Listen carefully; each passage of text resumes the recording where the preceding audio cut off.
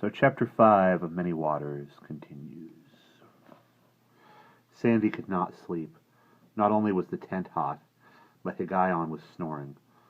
Grandfather Lamech was not. Grandfather Lamech was tossing, turning, grunting, sighing. At last, Sandy could not stand it any longer. He crawled over to Grandfather Lamech's sleeping skins. "Grandfather, are you awake?" "What's the matter?" the old man grunted. Sandy spoke to him as he would have to Denny's. "Come on, I know something's bothering you. What is it?" "Elle spoke to me." Sandy tried to peer at him through the dark. Did this mean that the old man was about to die right then, that night? But the old man said, "Great troubles are coming after I die. Terrible things are going to happen." "What kind of terrible things?" Lamech moved restlessly. Elle did not say. Only that men's hearts are evil and hard. And it repents Elle that he has made human creatures. "So what's he going to do about it?" "I don't know," Lamech said, "but I fear for my son and his family. Elle plans to spare no one. I fear for Yolith. I fear for you, Sand, so far from your home."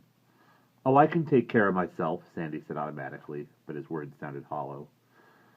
Yolith and Oholibama came to Denny's in the deep dark just before dawn. "You need to get out of the tent into some air," Oholibama told them. "You need exercise. You will not recover until you walk about under the sky." "Starlight is healing." Yolith's voice was gentle. He thought as a small brook, but there were no brooks in this arid land. He followed them out of the tent. Each took one of his hands, and their hands were as small as children's. They walked past the grove which served as outhouse, which was as far from the tents as he had ventured.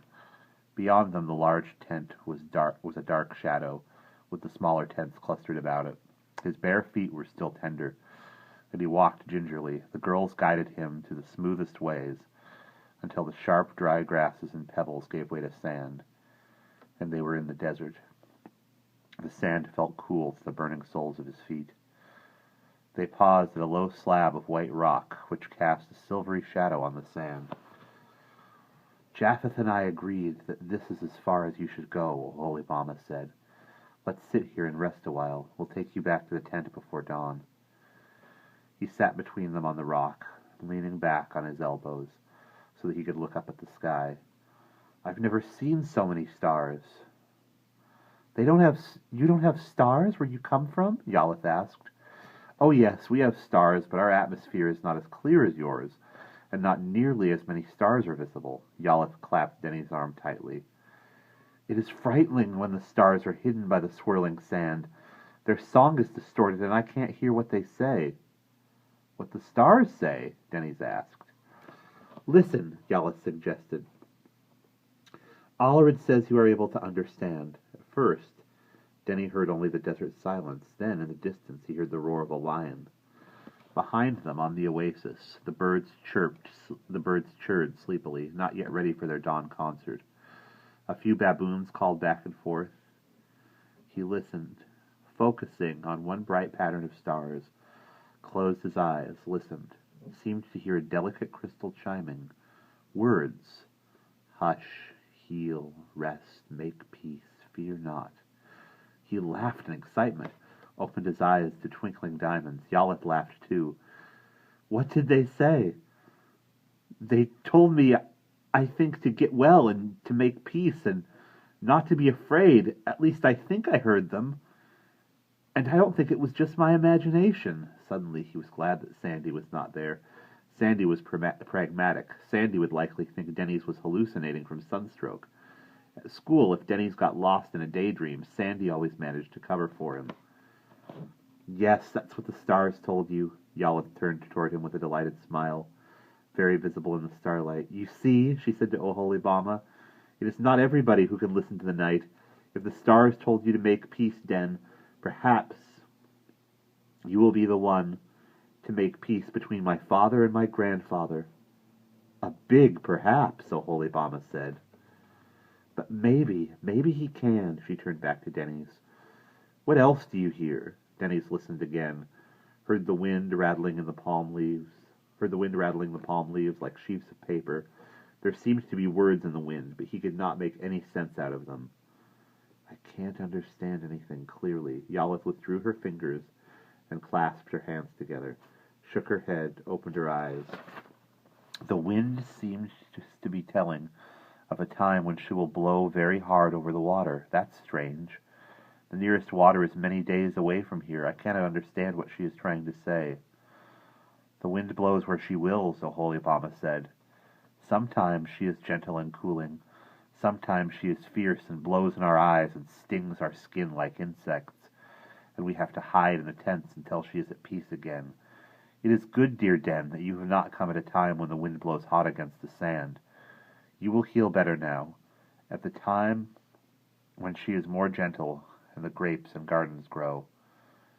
They were silent then, listening to the dawn noises becoming louder, as birds and baboons began to get ready to greet the day. Tentatively, Denny's reached for Yalith's hand. She gave his fingers a little squeeze, then freed herself and jumped up. It is time we took you back to the tent. This is more than enough for a first excursion. How do you feel? Wonderful, then acknowledging, a little tired. It would be good to lie down on the soft linen spread over the skins, to sleep a little, to have something cool to drink. He stifled a yawn. Come! Holy Bama held out her strong hands. To his surprise, he needed her help getting up. When Yalith and Holy Bama needed ointments and unguents for Denny's burned skin, Anna or Mala, if she happened to be home, would take them across the oasis to the close cluster of houses and shops to meet Tigla, Anna's sister. I don't like it, Japheth said to his wife. I don't like you going to such places. She bent toward him to kiss him. We don't go in. I wouldn't take Yalith into such a place, even if Mala... Japheth gave a shout of anger and anguish. What has happened to Mala? Holy Bama said softly. We all have choices to make, dear one, and we do not all choose the same way. Why can't I get what I need from you? Oh, love, it is a house for women. You would not be welcome. I have seen men coming out, and nephilim. Japheth, my own, please don't argue. We'll be all right. Anna is tough. And Mala? Holy Bama put her arms around her husband, pressed her cheek against his, did not answer. Mala went with Holy Bama and Yalith less and less frequently, because she was less and less often in the home tent. And when she was there, she came in late, after everybody else was asleep, and slept late herself and managed to avoid confrontation with Matrid. Matrid herself allowed Mala to avoid her. She was waiting for her daughter to come to her, and her husband with Uguil, according to custom. But Uguil did not come, and Mala did not speak, and Matrid said nothing to Noah of Mala's betrothal to a Nephil, until the betrothal was made formal and recognized by Mala's family. There would be no talk of marriage. Marriages were often casual affairs, no more than an agreement between the two sets of parents, with the bride's mother and father bringing her to the tent of the groom. Matrid liked to have things done properly, not overdone, but well done. Yalith and Mala's two older sisters, Sira and Hoglath, had been taken to their husbands' tents, after Matrid and Noah had prepared a feast with plenty of Noah's good wine. Elisheba, Shem's wife, had come quietly to Noah's compound in Shem's tent, accompanied by her widowed father and bearing several gold rings, and her teraphim, the small figures of her household gods. Anna, Matrid had said, had had a vulgar wedding with crowds of people, many uninvited. There were musicians, dancers, and far too much wine, inferior at that. Who would dare compete with Noah's wine? For far too many days, such excesses were not only unnecessary, they were unseemly. Clearing out the big tent with Yalith's help, Matrid said, I do not understand, Mala. Yalith shook out a sleeping skin. Neither do I. I wish she would come speak to you and father instead of avoiding you. Matrid fiercely beat the dust out of one of the floor skins. If your father knew what she's up to, he'd be furious. There's something on his mind, something he's not telling me about. he'd have noticed her strange behavior. You think that this Uguil, that Nephil, do you think he means to marry her? I don't know. Yalis scrubbed out one of the stone lamps with sand. Mala thinks so.